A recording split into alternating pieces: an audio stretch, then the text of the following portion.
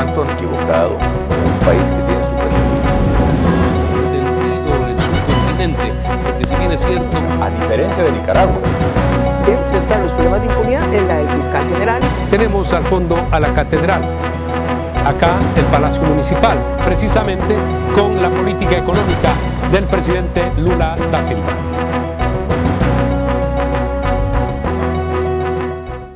Un gusto volver a estar con ustedes en su espacio, Fernando Aguayo, América. Cordiales saludos a quienes nos ven a través de la señal de Gama Visión en el Ecuador, por Mega TV en la Florida y por OnePlus TV en el Ecuador y en el mundo. Tenemos al almirante Brumel Vázquez con nosotros. Él fue hasta hace poco comandante general de la Marina del Ecuador. Gracias por estar aquí en nuestros estudios. Hay un tema muy importante sobre el problema de la seguridad. El calificar de terroristas a estos delincuentes internacionales puede frenar el avance de esa delincuencia que prácticamente está aniquilando al Ecuador. Estas decisiones que está tomando el Estado ecuatoriano creo que son una reacción a la circunstancia en que la seguridad o la responsabilidad del Estado de dar seguridad ha sido ultrapasada y la población ya no confía y desgraciadamente estamos volviendo al estado de naturaleza, como decía Thomas Hobbes, en que el hombre es el lobo del hombre. Existe una guerra de todos contra todos. ¿Y por qué? Porque debe existir un ente superior que es el Estado, a través del contrato social, el que le brinde la seguridad. Ya decía Thomas Hobbes en su obra El Leviatán, que se necesita que la sociedad entregue parte de su libertad para que un ente superior administre la violencia. Y esto fue obviamente también bien sustentado posteriormente por Max Weber en 1918, cuando hablaba de que se necesita el monopolio del uso legítimo de la fuerza, que es una responsabilidad del Estado. Pero existen tres características que debe tener el monopolio del uso legítimo de la fuerza. ¿Cuál? Primero, la violencia. Segundo, la territorialidad. Y tercero, tiene que haber la legitimidad, es decir, la aceptación del pueblo de esa violencia para garantizar su seguridad. Sobre el tema que usted prácticamente me ha planteado, si es que se necesita o el mecanismo para declarar como terroristas a grupos organizados delincuenciales, podría ser un mecanismo. Recordemos México, Colombia, que han vivido situaciones y las siguen experimentando. En el caso de México, todo el norte del país se dice prácticamente pues es un estado fallido en la parte norte de México. ¿Hay experiencias de que con estos cambios se puede mejorar? Realmente cualquier medida que tome el Estado, bien orientada y más que nada bien sustentada y que tenga como objetivo conseguir disminuir los niveles de inseguridad y mejorar la seguridad de los ciudadanos, creo que es una medida que debe tomarse.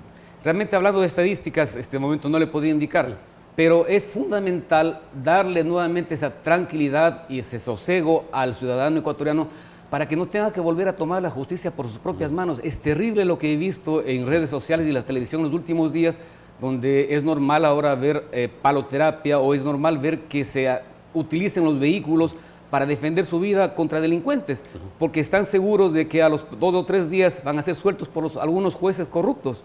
Entonces, en la sociedad... Esto de tomarse la justicia por las manos. Exactamente. Esto puede crecer en el país. Totalmente, y eso ya lo estamos viendo, el nivel de crecimiento de la violencia individual, de lo que hablaba el hombre, es el lobo del hombre, está dándole toda la razón a Thomas Hobbes, y esto de aquí puede desencadenar en circunstancias impredecibles, pero más que nada, desde nuestro sistema de justicia, la gente que está tomando la justicia por sus propias manos puede verse en graves problemas legales en el corto y mediano plazo.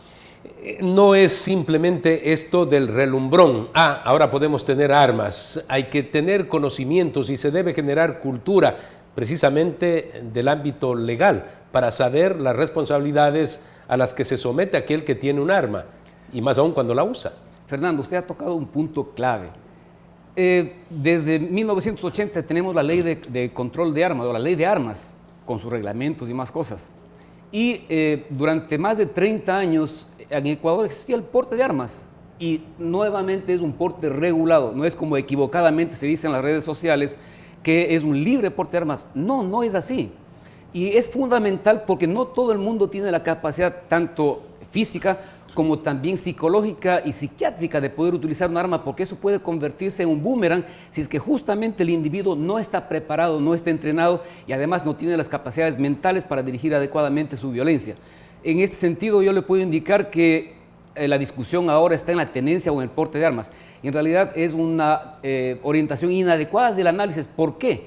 Porque Ecuador desde el año 97 es parte de la Convención Interamericana contra la fabricación y el tránsito ilegal de armas, municiones y explosivos, que asimismo deviene del Plan Anual de las Naciones Unidas que trata en ese sentido. Asimismo, el Ecuador es signatario a través de sus presidentes del Grupo Andino, orientaciones para el control de armas. No está la discusión si es que yo tengo el derecho a tener tenencia o porte, porque se ataca a la delincuencia, se ataca a la inseguridad, combatiendo la fabricación y el tráfico ilícito de armas. Y para indicarle, yo tuve la suerte de estar en el Comando Conjunto y el sistema de control de armas es justamente lo que orienta eso. Y ahí también hay una diferencia y muchas similitudes entre el famoso decreto 749 del expresidente Correa, que fue generado y firmado en 2011, y el del presidente de Lazo del 1 de abril de este año, del 707. Si es que nosotros vemos exactamente los mismos considerandos, están tanto en el decreto 749 como en el decreto 707. ¿Por qué? Porque es una legislación supranacional que orienta al combate a la inseguridad a través del control de armas. Ya usted ha dicho, incluso hay tratados que en definitiva no pueden ser de ninguna manera no cumplidos. Usted lo está señalando ahí sobre precisamente el tránsito, el movimiento de armas explosivos. Ahora bien, no se ha tomado en cuenta que el hecho del porte regulado de armas daría la posibilidad, por lo menos, de que esas armas sean legales, las que portan de forma regulada a las personas, y los otros se quedan en una situación de ilegalidad. ¿Cómo luchar contra aquellos que van a tener armas de manera ilegal? Este es un punto clave. Cuando tuve la suerte de ser jefe del 4º departamento, director de logística en el año 2018, justamente promoví y el ministro de la época aprobó el registro de las armas legales de la gente de bien a través de declaraciones juramentadas, porque en la normativa actual exige que haya la factura, pero muchas veces uno ha recibido estas armas de herencia o ha recibido inclusive al término de la vida militar como donación, etcétera, porque la norma es mientras más armas se encuentren registradas en el sistema informático de control de armas, mejor control voy a tener. Obviamente, y eso está orientado a la gente de bien, a la gente que legal y legítimamente quiere tener una herramienta de autodefensa. Obviamente los delincuentes jamás van a hacer ni van a cumplir ninguna de las exigencias, porque insisto, el decreto 707 inclusive endurece más las condiciones. Ahora se exige no solamente el certificado psicológico, sino también se exige un certificado toxicológico. Psiquiátrico también. Además del psiquiátrico, el toxicológico, y además de aquellas personas que han demostrado violencia intrafamiliar, etcétera, no se les está permitiendo porque no todo el mundo tiene esa capacidad y ese desarrollo y esa madurez mental para administrar adecuadamente algo que puede poner en riesgo su vida o la de los delincuentes. Hacía la pregunta porque hay que pensar en las personas de bien que tienen un arma. Si no está registrada, caen en la ilegalidad y van a tener graves problemas en el orden legal, con la justicia. Por eso, esa pregunta. Tenemos que hacer un corte comercial. Retornamos inmediatamente en su espacio Fernando Aguayo, América.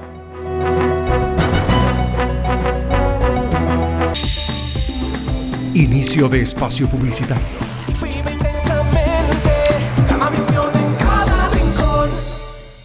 La Prefectura del Guayas entregó el nuevo Centro de Desarrollo Infantil en la Universidad Estatal de Guayaquil para beneficiar a los estudiantes que tienen hijos, y eso no es impedimento para concluir su carrera. Mientras ellos reciben clases, sus hijos son atendidos con estimulación temprana, terapia de lenguaje, zonas didácticas, pintura, manualidades, juegos infantiles, área de lactancia y consultorio pediátrico. Todo lo que se hace con amor y desde el corazón se hace bien. Prefectura del Guayas.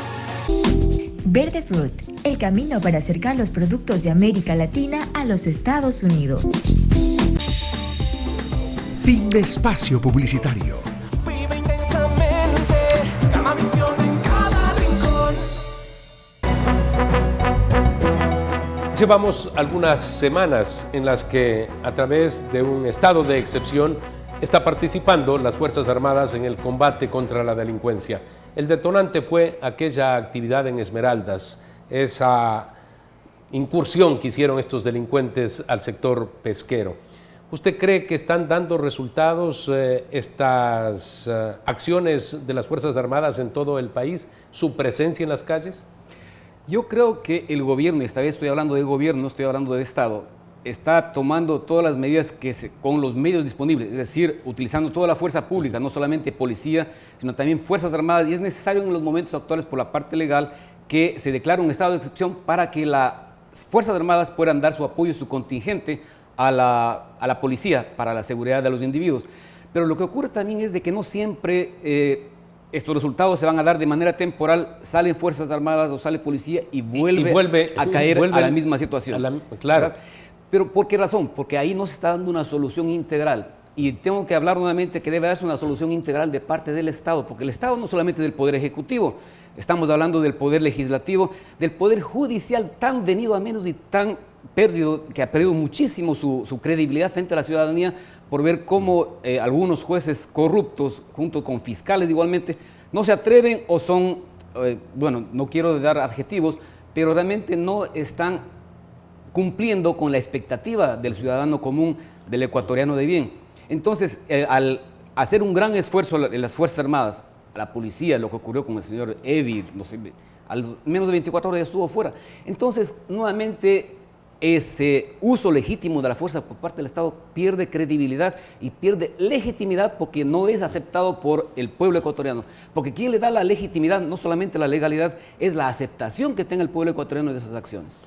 Es menester el que hayan permanentes reuniones, tienen que estar las cabezas de los organismos fundamentales del país, por supuesto de los poderes del Estado. Se tiene que demostrar que hay ese trabajo coordinado que usted alude, porque de lo contrario van a ser esfuerzos aislados y va a llegar un momento en que la desesperanza es la que va a tomar prácticamente a cada uno de los ciudadanos y decir, aquí nadie me protege. Entonces, hay esa posibilidad de que se trabaje en conjunto. Y yo creo que es una responsabilidad de todos los ecuatorianos, pero más aún considero yo del presidente del Consejo de la Judicatura como del presidente de la Corte Nacional de Justicia y de la Asamblea Nacional, que tienen que poner su mejor esfuerzo más allá de las diferencias políticas para proteger al pueblo ecuatoriano. El pueblo ecuatoriano no le interesa si es que la política se pelea o no. Lo que le interesa es su seguridad, su capacidad de movilizarse y de hacer su vida normal. No de estar cuando se sale a almorzar, cuando se sale a comer, cuando se sale a pasear con el miedo, con un espejo para ver qué pasa, me van a asaltar, no. Es decir, nuevamente se ha perdido un elemento fundamental de la pirámide de Maslow, que es la alimentación y la seguridad como capacidades fundamentales para pervivir, para tener una vida normal. Entonces, es fundamental que estas autoridades del Estado cumplan su trabajo y cumplan su rol. ¿Por qué? El día domingo yo vi el programa Políticamente Correcto y quedé impactado al saber que, según lo que decía uno de los entrevistados, que no existe pues una meritocracia en la carrera de la función judicial y que allí van simplemente jueces, obviamente que deben haber excepciones, simplemente los que no han podido ejercer su profesión en el ámbito civil se hacen jueces. Entonces eso es terrible, eso es una irresponsabilidad absoluta contra los 18 millones de ecuatorianos que tiene que cambiar a toda costa. Se ve desconocimiento en los jueces, en la forma de argumentación. Simplemente son personas que están cumpliendo un rol y se entiende que un juez es alguien que está impartiendo un servicio público como es administrar justicia. Pero ¿qué justicia se va a administrar con personas vacías? Justamente si usted no tiene la preparación tanto académica como moral e intelectual, ¿qué se puede esperar de ese funcionario público? Realmente en la función pública, y esa es una cuestión que yo he cultivado durante toda mi vida y 42 años que he estado en la Armada y Fuerzas Armadas, siempre he dado mis mejores esfuerzos porque yo quiero rendir el servicio de la mejor forma para lo que el pueblo ecuatoriano a través de la Armada me ha dado esa responsabilidad. Entonces, ¿qué se puede esperar de gente que la única expectativa que tiene es... bueno, no quiero dar adjetivos, pero realmente están incumpliendo con su responsabilidad, con sus obligaciones. Y esto pues trae características o consecuencias terribles para la credibilidad y, nuevamente repito, para la legitimidad ante los ecuatorianos de las funciones que el Estado tiene la obligación de cumplir. En el caso de la Marina, y usted estuvo al frente hasta hace poco tiempo de la institución, se requieren sin duda más recursos, es indudable. Ahora, para esta lucha interna en el narcotráfico se toma países. No estamos en guerra ya, gracias a Dios, con naciones vecinas, como el caso del Perú. En 1998 se firmó la paz y esa pues está vigente y esperamos que por toda la vida. Pero ¿tienen los recursos, por ejemplo, la Armada para poder luchar contra esta delincuencia que usa el mar además? Cuando hablamos de las capacidades, no solamente debemos pensar en capacidades económicas, financieras, que es fundamental, por supuesto. Recordemos que la Armada, como componente de las Fuerzas Armadas, tiene una atribución especial que no la cumplen las otras dos ramas, que es la de ser Autoridad Marítima Nacional. Es decir, todos los delitos, la salvaguarda de la vida humana en el mar, el combate a la delincuencia en el mar, es responsabilidad exclusiva de la Armada del Ecuador como autoridad marítima frente a la comunidad internacional. Y obviamente nuestro mar vasto, que tenemos más de 5 veces el territorio continental e insular agregados, requiere pues que tengamos medios, pero no solamente son necesarios los medios, necesitamos que nuestra gente tenga ese convencimiento y esa vocación. Cierto es que como seres humanos existe gente, no siempre, yo diría que es el 0,1% o 0,2%, que realmente actúan mal y dejan mal a la institución. Pero repito, es fundamental que el Estado asigne los medios. Y gracias por su pregunta, porque me ha hecho acordar de un punto de debate. Creo que el presidente Lasso indicaba que como objeto de campaña, no como una realidad, para disminuir la delincuencia, incorporar 30.000 policías más en los próximos 3 años. Ese es un despropósito absoluto, que yo coincido totalmente con el señor general Luis Altamirano, que es excomandante general del Ejército, porque esto le va a costar demasiado al Estado ecuatoriano durante los próximos 30, 50 años. El incorporar cada 1.000... Él expresaba en una entrevista con nosotros precisamente lo que esto significa, solamente en gasto corriente para incorporar 30.000 policías más, luego toda la infraestructura. Y entonces, porque digamos, realmente eso es difícil. No son los números los que mandan, los que deben mandar es la capacitación, el entrenamiento, la adquisición de medios, tecnología, porque eso ya se ha visto. ¿Qué es lo que tenemos con la respuesta? Desafortunadamente, se lo digo a mi buen amigo el general Salinas, que muchos de los policías no están bien preparados y más que nada tienen el temor de utilizar esa responsabilidad que el Estado y el pueblo le ha dado de uso legítimo de las armas. Porque desgraciadamente existe otra pésima y mala interpretación de parte de los juristas donde hablan de la proporcionalidad y si es que el delincuente está con un cuchillo y yo tengo una pistola, no puedo hacer nada porque simplemente no tengo yo otro palo. Me hizo acordar el chiste de 3 patines en que el juez le da la pistola al agente 3 patines y dice que solamente puede disparar al segundo disparo y si es que el segundo disparo es mortal. Entonces, eso es un despropósito y es una realidad que tiene que cambiar. El uso legítimo de la fuerza, como repito, no es un invento actual, está dado desde hace muchos años, estoy nuevamente hablando de Max Weber. Entonces, eso es necesario que cambie en la visión proteccionista que tienen muchos entes internacionales. Más importante que proteger a esos 1% que también tiene derechos, es el 99,9% de la población ecuatoriana que merece ser protegida y cuidada. Vamos a hacer un corte comercial, retornamos.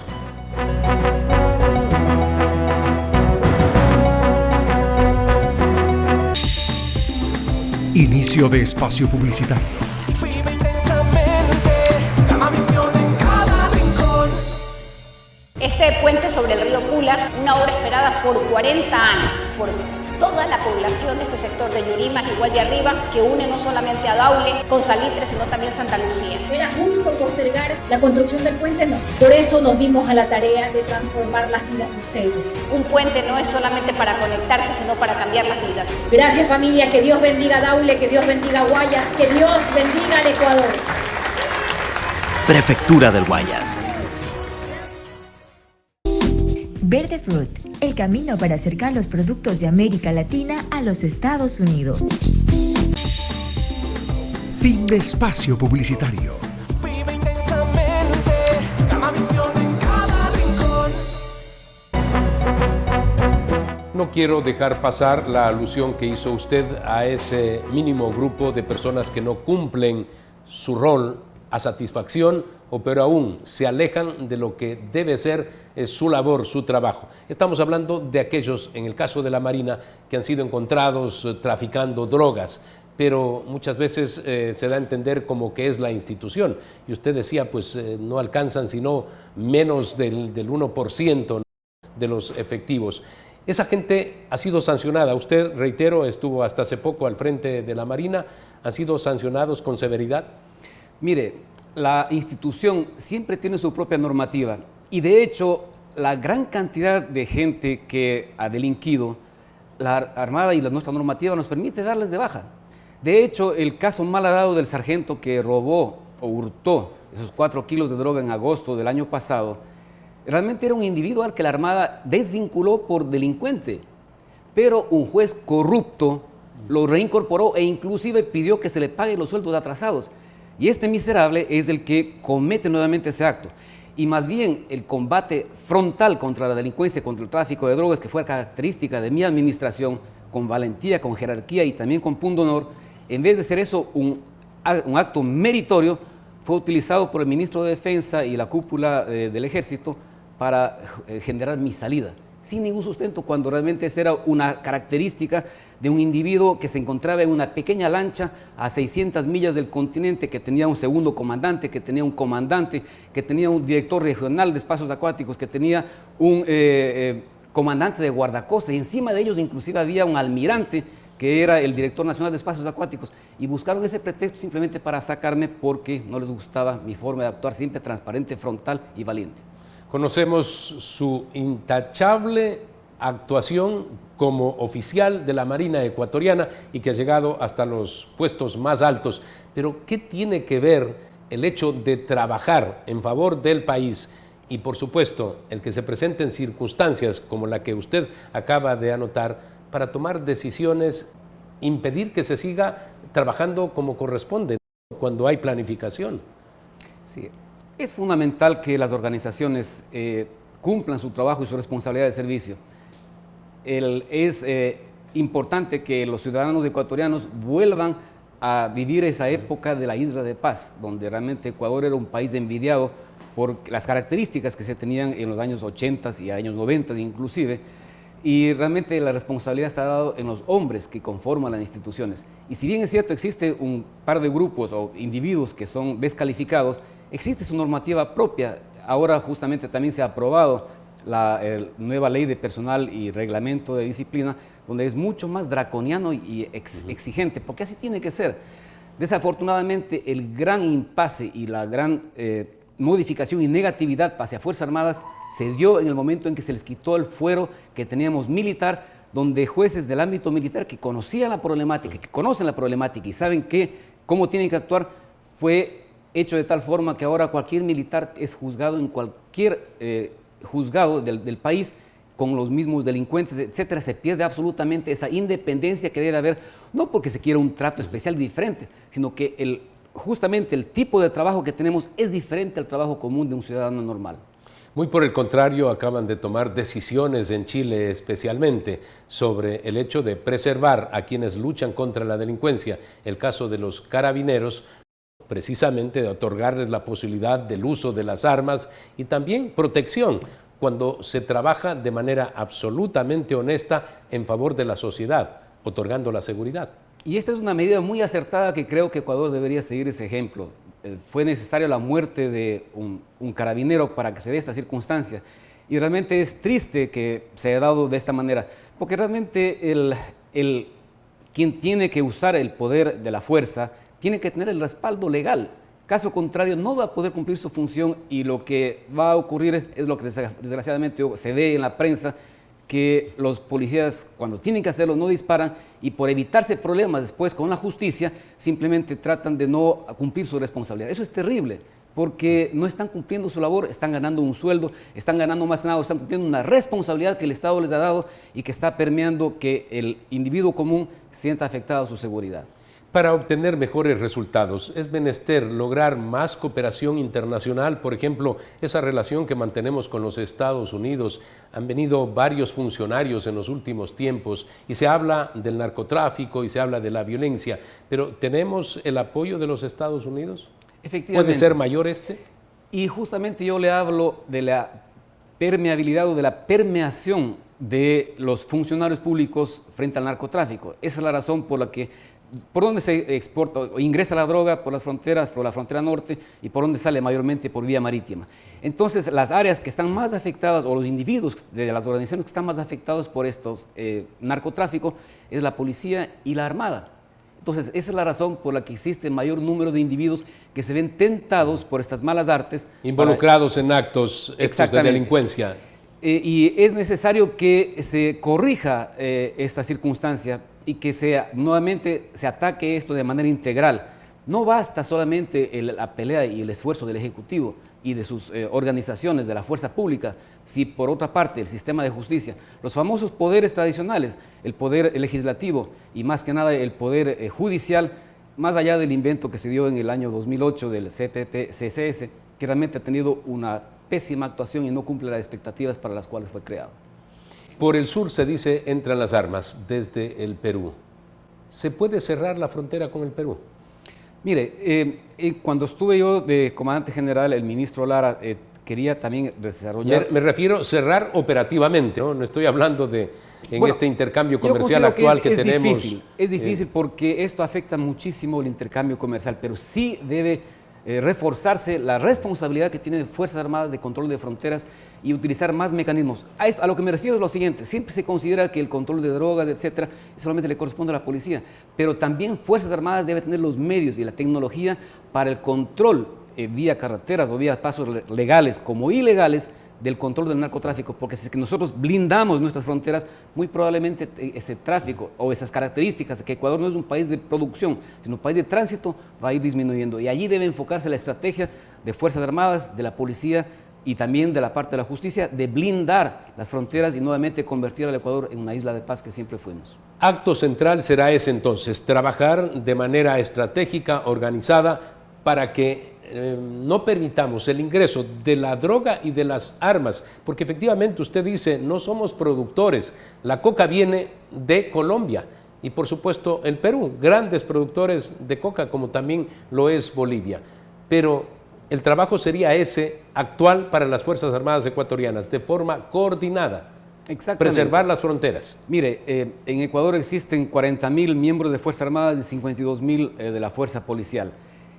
No es que las Fuerzas Armadas no tengan misión ni responsabilidad, porque eso está claramente definido en la Constitución, sino que también hay que mutar un poco para cumplir esa otra función, porque además de la responsabilidad que tiene de preservar la soberanía, tanto la policía como Fuerzas Armadas son instituciones de protección de derechos, garantías y libertades de los ciudadanos ecuatorianos. Entonces, para poder cumplir esa primer acápite del artículo 158, justamente Fuerzas Armadas, policía, tiene que actuar en ese sentido, en coordinación también con las otras instancias del Estado, específicamente me refiero al Poder Judicial, la Fiscalía, para que se articule una defensa verdadera del Estado de sus ciudadanos. Almirante, muchas gracias por haber estado con nosotros. Encantado.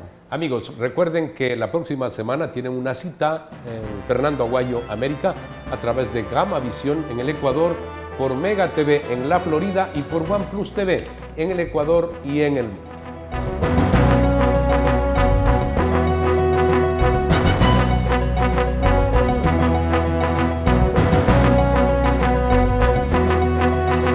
Que verdaderamente cuando uno se encuentra, pero muy mal administrado, por lo tanto equivocado, o un país que tiene sentido el subcontinente, porque si bien es cierto, a diferencia de Nicaragua, de enfrentar los problemas de impunidad en la del fiscal general. Tenemos al fondo a la catedral, acá el Palacio Municipal, precisamente con la política económica del presidente Lula da Silva.